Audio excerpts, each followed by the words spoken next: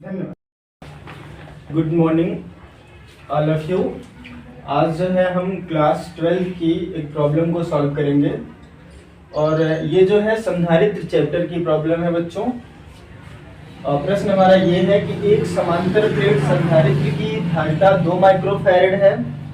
जब प्लेटों के बीच की दूरी 3/4 मोटाई की के परावैद्युतांक की प्लेट रखी जाती है, तब संधारित्र की धारिता 4 माइक्रोफैरड हो जाती है। कैपिटल के का मान ज्ञात कीजिए जहां प्लेटों का क्षेत्रफल क्या है, समान है। प्लेटों का क्षेत्रफल क्या है, तो कैसे हम इसको सॉल्व करेंगे जरा समझिए। यहाँ ध्यान दीजिए।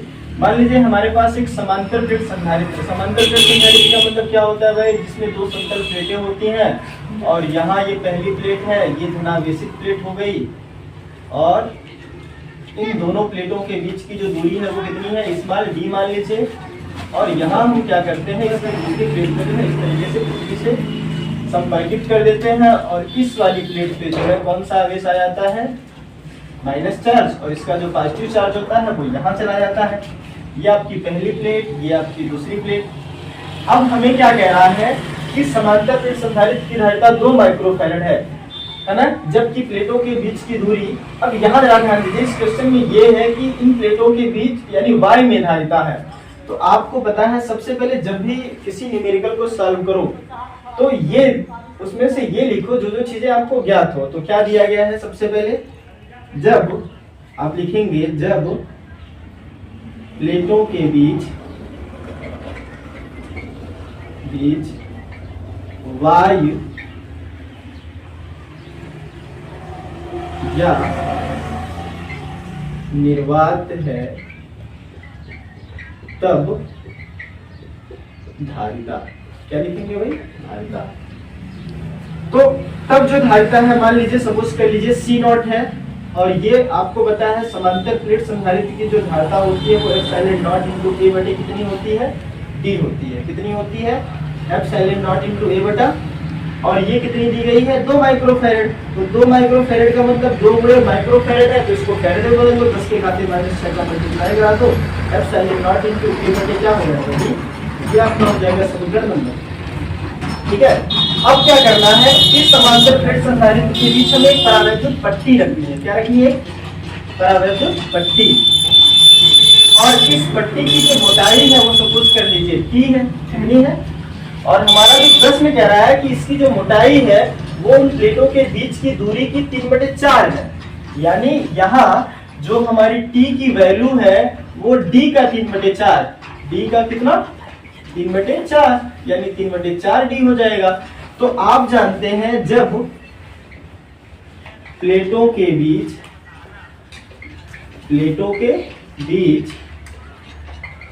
आंशिक रूप से T मोटाई की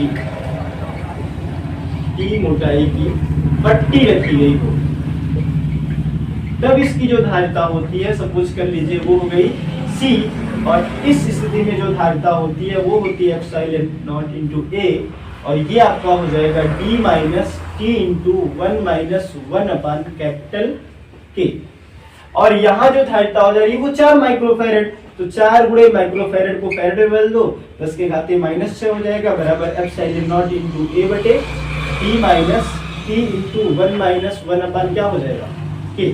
और इसको करिए समीकरण नंबर 2।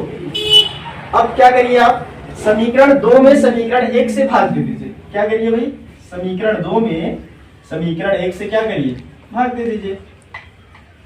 समीकरण 2 में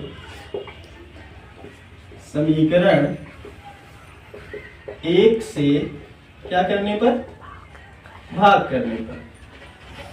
चलो भाग करेंगे तो भाग करने का मतलब ये होता है इसके बाएं में इसके बाएं से, इसके दाएं में इसके दाएं से। तो यहाँ जरा भाग देंगे हम, तो हमें मिल जाएगा 4 गुणे 10 के घाते -6 बटे 2 गुणे 10 के घाते कितना, -6। और यहाँ जब भाग देंगे तो समझो जरा, ये हमारा रहा ε0 इंटू A बटे कितना हो जाएगा, D माइनस, है ना।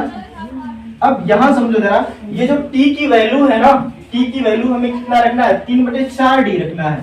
तो D minus 3/4 D into 1 minus 1 अपान कैपिटल के। और इसमें भाग किससे देनी है, इससे भाग देनी है। तो भाग देने का मतलब ये होता है, भाग का मतलब होता है गुणा, यानी ये जो आपका है ये अंश हर में चला जाएगा और हर कहाँ चला जाएगा, अंश में। ठीक है, तो ये हमारा हो जाएगा, आपका हो जाएगा, क्या हो जाएगा भाई, यहाँ हो जाएगा हाँ, यहाँ हो जाएगा आपका डी बटे एप्सिलॉन नॉट इंटू ए। यहाँ देखो एप्सिलॉन नॉट से एप्सिलॉन नॉट क्या हो जाएगा, कैंसिल, और यहाँ 10 के घाते -6 से 10 के घाते -6 कैंसिल, 2 2 जा 4, और यहाँ हमारे पास बचा 2, और यहाँ अगर हम देखें तो ये d बटा हो जाएगा, यहाँ समझो इन दोनों में से अगर हम d को कॉमन कर ले तो यहाँ हमारे पास बचेगा 1 - 3/4 इंटू 1 - 1 क्या हो जाएगा, कैपिटल के। इस d से ये d क्या हो जाएगा, कैंसिल हो जाएगा, और यहाँ हमारे पास बचेगा 2 इक्वल टू क्या बचा भाई, यहाँ हमारे पास बचेगा 2 इक्वल टू 1 अपान ये हमारा हो जाएगा 4 1 जा 4 माइनस, है ना, 4 1 जा 4 -3 इंटू 1 - 1/k, और यहाँ जरा ध्यान दो, ये चौथा पद है, चला ये आपका हो गया 2 इंटू इस d से ये d कैंसिल होगा, जरा यहाँ एलसीएम ले लिया जाए तो ये हमारा हो जाएगा 2 इंटू 4 1 जा 4, और ये चौथा टर्म में चला जाएगा ऊपर, तो 4 अपन क्या हो जाएगा 4 माइनस इस -3 का गुणा करा दो जरा, -3 और माइनस माइनस क्या हो जाएगा +3 अपन क्या हो जाएगा k, तो 2 1 जा 2 2 2 जा 4 हो जाएगा।